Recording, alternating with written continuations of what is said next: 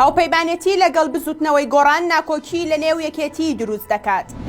ئەندامێکی مەکتەبی سیاسی یەکێتی ڕەخنەی تون دەگرێت لە دەستگیرکردنی ڕۆژنامەنووسان. سڵاوتان لەبێ، من پەرچەم قەرەداخی هەواڵی ڕۆژتان پێشکەش دەکەم. هاوپەیمانێتی لەگەڵ بزوتنەوەی گۆڕان ناکۆکی لە نێو یەکێتی دروست دەکات لە دوای ئەوەی لە دوو ڕۆژی ڕابردوودا ڕێکەوتنی یەکێتی نیشتیمانی کوردستان و بزوتنەوەی گۆڕان ڕاگەیەندرا بەشێک لە سەرکردایەتی یەکێتی بێ ئاگایی خۆیان لە ڕێکەوتنەکە نیشاندا و بە پێی زانیاریەکانی شارپرێسیش جگە لە بەشێکی کەم ئەندامانی ئەنجومەنی سەرکردایەتی ئەو حزبە ئاگاداری ڕێکەوتنەکە نەبوون و ئێستا لە دۆخەکەنی گەرانن. ئێوارەی دوێنێ شاڵاو کۆسەد ڕەسوڵ ئەندامی سەرکردایەتی یەکێتی لە ڕێگەی نامەیەکەوە کە بۆ ڕێبازبیرکۆتی کاندیدی حزبەکەی نردووە ئەوەی ڕاگەیاند کە خودی خۆی و یەکێتیەکانی هەولێر ئاگاداری ڕێکەوتنەکە نەبوون و پرسیان پێ نەکراوە کە ئەمە والێک درایەوە کە کۆسەد ڕەسوڵ سەرۆکی ئەنجومەنی باڵای یەکێتیش ئاگاداری وردەکاری ڕێکەوتنەکە نییە. لەلایەکی ترەوە بە پێی زانیاریەکانی سەرچاوەیەکی تایبەت لە ئەنجومەنی سەرکردایەتی یەکێتی بە شارپرێسی ڕاگەیاندووە بەشێکی زۆر لە ئەندامانی سەرکردایەتی ئاگاداری ڕێکەوتنەکە نەبوون و پێی رازینین و ڕەخنەی توندیان هەیە لەسەر ناوەڕۆکی ڕێکەوتنەکە. سەرچاوەکە ئەوەشی بۆ شارپرێز دەرکاند کە نیگەرانی ئەندامانی سەرکردایەتی حزبەکەی دەگەڕێتەوە بۆ دوو خاڵ.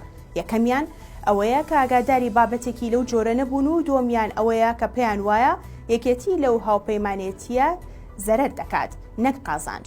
ڕۆژی شەمەی ڕابردوو کۆمیسیۆنی هەڵبژاردن هاوپەیمانێتی نێوان یەکێتی و گۆڕانی پەسەند کرد و بە پێی ڕێکەوتنەکە هەردوو حزبەکە بۆ هەڵبژاردنی داهاتووی عێراق بە هاوبەشی دەچنە ململانیەکانەوە کار بۆ سەرخستنی کاندیدەکانی یەکتر دەکەن لە بازنە جیاوازەکانی هەڵبژاردن. تەنیا لە 4 مانگدا چلون و پێشێلکاری بەرامبەر ڕۆژنامەنووسان لە هەرێم ئەنجام درراوە. سنتەری میترۆ بۆ داکۆکیکردن لە ڕۆژنامەنووسان لە ڕۆژی جیهانی ئازادی ڕۆژنامەنووسی ئاماری 4 مانگی ئەم ساڵی پێشێلکاری بەرامبەر بە ڕۆژنامەنووسانی ڕاگەیاند.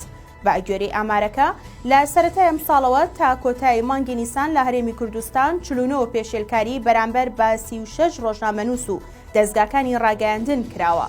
ئەوەش خراوەتە ڕوو جۆری پێشێلکاریەکان بە شێوەیەک بووە کە 23 ڕێگری لە کاری ڕووماڵکردن، 15 پێشێلکاری و هەڕەشە و سوکایەتی، 6 زەوتکردنی کەلوپەلی ڕۆژنامەنووسان، 5 دەست بەسەرکردن بە بێ بڕیاری دادگا هەبووە. ئەندامێکی مەکتەبی سیاسی یەکێتی دەڵێت زیندان شوێنی کەسانی تاوانبار و بکوژە نەک ڕۆژنامەنووسان. سعدی ئەحمەد پیرە ئەندامی مەکتەبی سیاسی یەکێتی لە ڕۆژی جیهانی ئازادی ڕۆژنامەگەریدا پەیامێکی بڵاو کردەوە و ڕایگەیاند.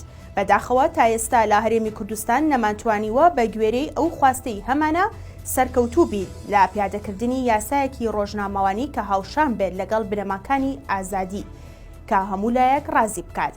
پیرە لە درێژەی پەیامەکەیدا ڕەخنە لە دەستگیرکردنی ڕۆژنامەنووسان دەکات و دەڵێت باش نییە و نەنگیە لەسەر ڕای ئازاد خەڵک بخرێتە زیندان و بگیرێت چونکە زیندان شوێنی خەڵکانی تاوانبار و بکوژ و سەرپێچیکەری یاسایە. زیندان شوێنی ڕۆژنامەنووس نییە.